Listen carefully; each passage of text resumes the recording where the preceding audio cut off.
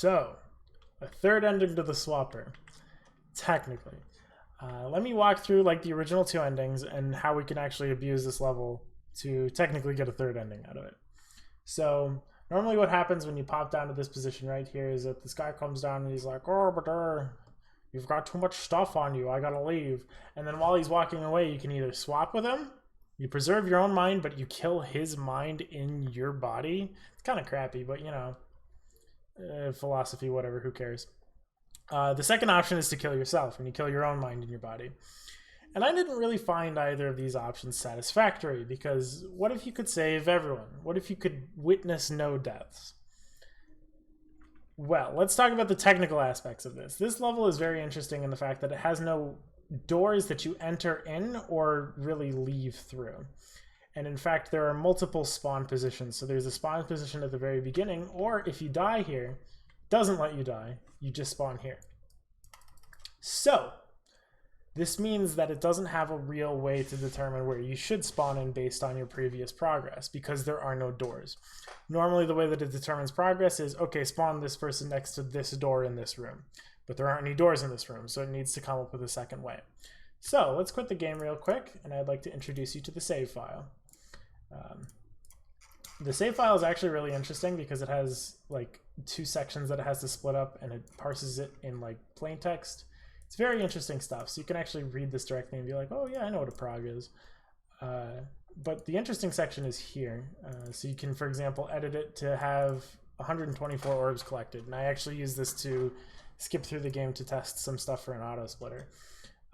Is gravity flipped? You can flip the gravity at any time. I have no idea what these two do, and I'm not really willing to touch them for now. But the most interesting thing is these current spawn position X and Y's. In every other level in the game that I've tested, it starts out with 0, 0. Maybe not in the intro level, but like in every other level, it uses a door ID. But there aren't any doors in this level, except for the ending door, and you wouldn't spawn next to the ending door when you spawn back in. So it uses the X and Y. Well, what if we advance our player 6,000 units to the right? Just make your bets, make your guesses. Let's see what happens here as the game takes a couple decades to boot up here and grabs my mouse control away so that I can't get OBS to. There we go. Properties. Swapper's a little bit touchy. All right, there we go. So, any guesses? Yes. So, we are now on the other side.